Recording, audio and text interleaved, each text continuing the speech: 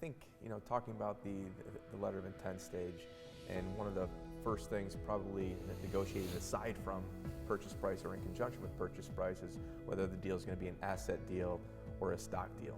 And as a business owner, can you tell me why I would care? What's the difference? So from a legal standpoint, the primary difference is in an asset transaction, you can cherry pick the assets you're going to buy and the liabilities you're going to assume. Mm-hmm. So I can go into a situation as a buyer and say, I want these particular assets from the seller. I only want to assume certain, operating liabilities or certain contractual liabilities that are known, that I understand, and I can value or evaluate the risk of. And then you move forward on that basis. And then anything that's left over remains with the seller entity. So there's typically a seller, the shell entity that's left will retain those assets and those liabilities. The benefit for the buyer is you understand what you're getting. Mm-hmm. There's not a lot of unknowns.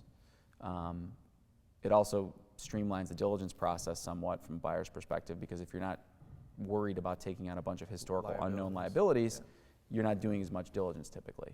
On the stock side, the main difference is you're taking the entire organization.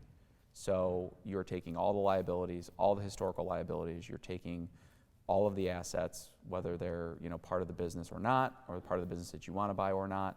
So it's really, you're taking on the entire enterprise. So that's the primary legal difference. From a tax perspective, and I am not a tax lawyer, but we'll have somebody cover that. But from a high-level standpoint, when you're buying assets, you get a step up in basis in those assets, so you can immediately start depreciating or amortizing those assets post-closing. Whereas if you're buying stock, the only ability to do that is your basis is what you paid for it. You only get the benefit of that when you go to exit the enterprise, at some point in the future. One of the purposes of doing these videos is to educate business owners and address their concerns and their fears.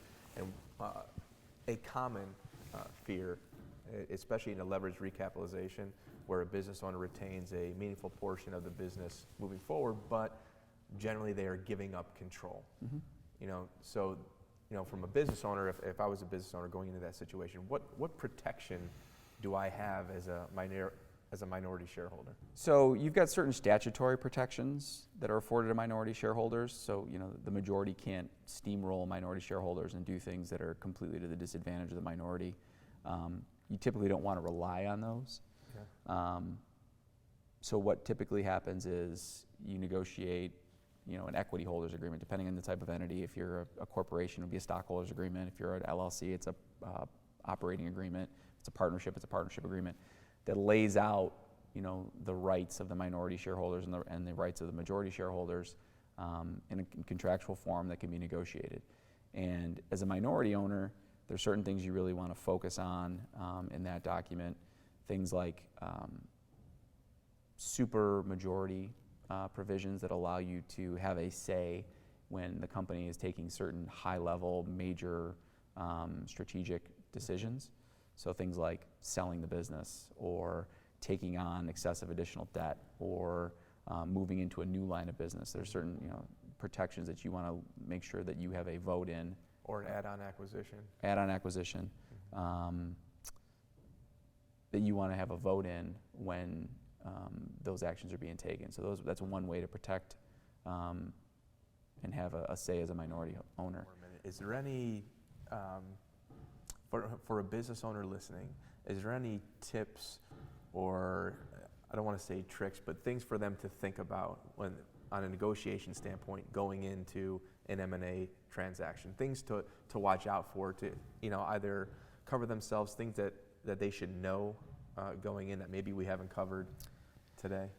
I think we've covered a lot of the big picture questions. I think this is a good opportunity as any to say, you don't want to try to do this on your own. Mm-hmm. You want to make sure you've got a good team around you who's been through this process before.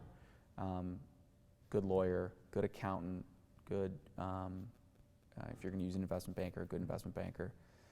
because there's a lot of things that you aren't going to think about, and obviously we couldn't cover everything in this video, that they will have dealt with and do deal with on an everyday basis, and are equipped to handle and think about and be strategic around to make sure that you're getting the best deal possible, not only from a financial standpoint, but from a risk allocation standpoint. Because it's so easy in a lot of instances to be blinded on the front end by the dollars.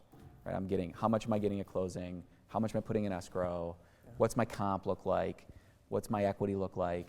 And those are all important, don't get me wrong, but there's a lot of things that people don't think about from a risk allocation standpoint, which is what a lot of the documentation is designed to do, is to allocate risk on a go-forward basis between a buyer and seller, that sellers don't necessarily appreciate because they've never lived through it to know what the potential downsides are.